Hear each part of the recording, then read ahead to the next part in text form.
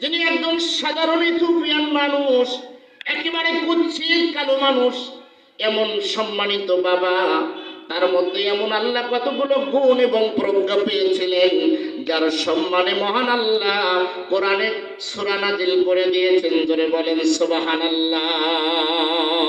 আমার ভাইয়েরা, তিনি এমন সম্মানিত বাবা, পৃথিবীর কোন বাবা যদি ওই বাবার অনুসরণ করতে পারে, ওই পিতার অনুসরণ করতে পারে, এই বাবা ইহকালে সম্মানিত হবেন, পরপার জীবনে সন্তানকে নিয়ে জান্নাতে যাবেন। জোরে বলেন সুবহানাল্লাহ।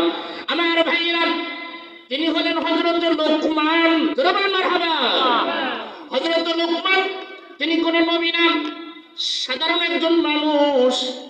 লুকমান আলাইহিস সালাতু ওয়াস সালামকে আল্লাহ এত জ্ঞান দান করেছিলেন, এত প্রজ্ঞা দান করেছিলেন, যার সম্মানে মহান আল্লাহ কোরআনে সূরা নাজিল করেছেন। জোরে বলেন সুবহানাল্লাহ। আমার ভাইরা, এত কালো ছিল লুকমান, আফ্রিকার মানুষ। বিশ্ব নবীজি বলেছেন, আমার উম্মতের মধ্য থেকে মহান আল্লাহ দুইজন মানুষকে কালো করে বানিয়েছে। দুই কিংবা তিনজন মানুষ এত কালো করে বানিয়েছে আল্লাহ, কিয়ামত পর্যন্ত আর কাউকে এমন কালো করে বানাবে না। আলহামদুলিল্লাহ, মাইকটা এখন সুন্দর হয়েছে। আমার ভাইরা, বিশ্ব নবীজি বলেছেন, তার একজন হলো হযরত লুকমান, আরেকজন হলো হযরত বিলাল রাদিয়াল্লাহু তাআলা আনহু। জোরে বলেন সুবহানাল্লাহ। আমার ভাইয়েরা, ও আমার বাবাজিরা, ও আমার আম্মা জানেরা, ভালো করে খেয়াল করে শোনো মা গো, তোমাদের আলোচনার সামনে একটু অবশ্যই করব মা গো। আমার ভাইয়েরা, আল্লাহর বান্দা লুকমান এত কালো ছিল, এত কালো, যার চেহারাটা তেমন ভালো ছিল না। মাথাটা ছিল অনেক বড়, নাকটা ছিল অনেক বড়, ঠোঁট দুইটা মোটা ছিল, কানগুলো ছিল হাতির কানের মতো কান। এত অসুন্দর একটা মানুষ ছিল হযরত লুকমান। আল্লাহ বলছে, বান্দারে, পৃথিবীর জমিনে মানুষের সৌন্দর্য আমি দেখি না, কারো সম্পদ দেখি না। আল্লাহ বলছে, বান্দারে, কারো বংশ আমি দেখি না, কে শ্বেতাঙ্গ কে কৃষ্ণাঙ্গ আমি এগুলো দেখি না। আল্লাহ বলছে, বান্দারে, আমি দেখি আমার বান্দার অন্তরের খবর। আমার ভাইরা, কষ্ট হচ্ছে আপনাদের? হযরত লুকমান এত সুন্দর মানুষ। আমার ভাইরা, লুকমানকে আল্লাহ এত প্রজ্ঞা, এত জ্ঞান দান করেছিলেন। আফ্রিকার তিনি ছিলেন, বাজার থেকে কিনে এনেছে তাকে মনিব, কেনা গোলাম ছিল হযরত লুকমান। সারাদিন মালিকের চাকর ছাগল চড়াতো হযরত লুকমান। সন্ধ্যাবেলা লুকমান যখন বাড়িতে আসতো, ওই গ্রামের মানুষগুলো লুকমানের কাছে থেকে অভিযোগ নিয়ে আসতো, বিচার নিয়ে আসতো, আর হযরত লুকমান সুন্দরভাবে ফয়সালা করে তাদেরকে বিদায় দিয়ে দিতেন। সুবহানাল্লাহ।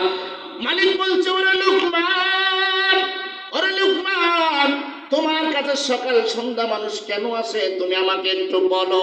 লুকমান বলে, ওগো মালিক, মানুষ আমার কাছে আসে, আমি তাদেরকে সমাধান দিয়ে দেই, তারা খুশি হয়ে আমার কাছ থেকে চলে যায়, কেউ বেজারও হয় না। মালিক লুকমানকে পরীক্ষা করার জন্য মালিক বলল, লুকমান রে, সকালবেলা তুমি একটা সুন্দর ছাগল জবেহ করবে। জবেহ করার পরে এই ছাগলের ভিতরে সবচাইতে যেটা দামি টুকরা, সবচাইতে যেটা ভালো গোশত, সেটা তুমি আমার কাছে এনে দিবে, সেইটা দিয়ে আমি সকালে নাস্তা করব। হযরত লুকমান সুন্দর করে একটা ছাগল জবেহ করার পরে হৃৎপিণ্ডটা এনে মালিকের সামনে এনে দিলেন। সুবহানাল্লাহ। হৃৎপিণ্ড এনে দিলেন, কলিজা এনে দিলেন। মালিক সেটা গ্রহণ করলেন। দ্বিতীয় দিন আবার বলল, মালিক বলল, লুকমান, তুমি আজকেও একটা ছাগল জবাই করবে। জবাই করার পরে ছাগলের মধ্য থেকে সবচাইতে যেটা খারাপ অংশ, সবচাইতে যেটা খারাপ, এই খারাপ টুকরাটা তুমি আমার কাছে এনে দিবে। আল্লাহু আকবার। অবুজমন, অবুজমন রে, দম ফুরাইলে বুঝবি রে কে আপন। কথা ঠিক কিনা? অবুজমন, ভালো টুকরাটা তুমি কলিজা এনে দিলে, আজকে খারাপ টুকরা চাইলাম তাও তুমি কলিজা এনে দিলে, এর হেতু কি, এর কারণ কি লুকমান, তুমি আমাকে খুলে বলো। হযরত লুকমান বলছে, ওগো মালিক, ওগো আমার মনিব, মহান আল্লাহ বলছেন, মানুষের প্রত্যেকটা মানুষের ভিতরে এমন একটা গোষ্ঠের টুকরা আছে, এমন একটা জায়গা আছে, যেই জায়গাটা যদি ভালো হয় পুরা দেহটাই ভালো হয়ে যায়। জোরে বলেন সুবহানাল্লাহ। মানুষের ভিতরে এমন একটা গোষ্ঠের টুকরা আছে সেটা যদি পরিশুদ্ধ হয়, ওটা যদি আলোকিত হয়, পুরা দেহটাই তার ভালো হয়ে যায়। এবং এমন একটা জায়গা, ওই জায়গাটা যদি নোংরা হয়ে যায়, নষ্ট হয়ে যায়, ওই ব্যক্তির পুরা দেহটাই নষ্ট হয়ে যায়। আর সেটাই হলো কলম বা অন্তর। সেই জিনিসটাই 2 দিন আপনাকে দিয়েছি। জোরে বলেন সুবহানাল্লাহ। লিল্লাহি তাকবীর।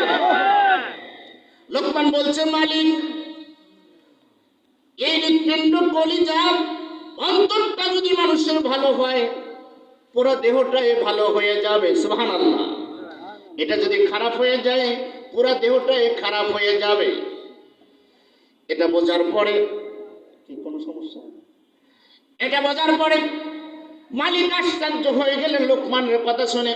লোকমানকে মালিক আজাদ করে দিলেন। লরে লোকমান, তুমি চলে যাও, পৃথিবী ঘুরে ঘুরে, পৃথিবী বিচরণ করে তুমি মানুষকে তুমি তাওহীদের দাওয়াত দাও, জ্ঞান প্রচার করো। সুবহানাল্লাহ। আমার ভাইয়েরা, সেই লোকমান আলাইহিস সালাতু ওয়াস সালাম, যিনি একজন কালো মানব ছিলেন, অসুন্দর ছিলেন, তিনি তার সন্তানকে 9টা উপদেশ দিয়েছিলেন। জোরে বলেন কয়টা?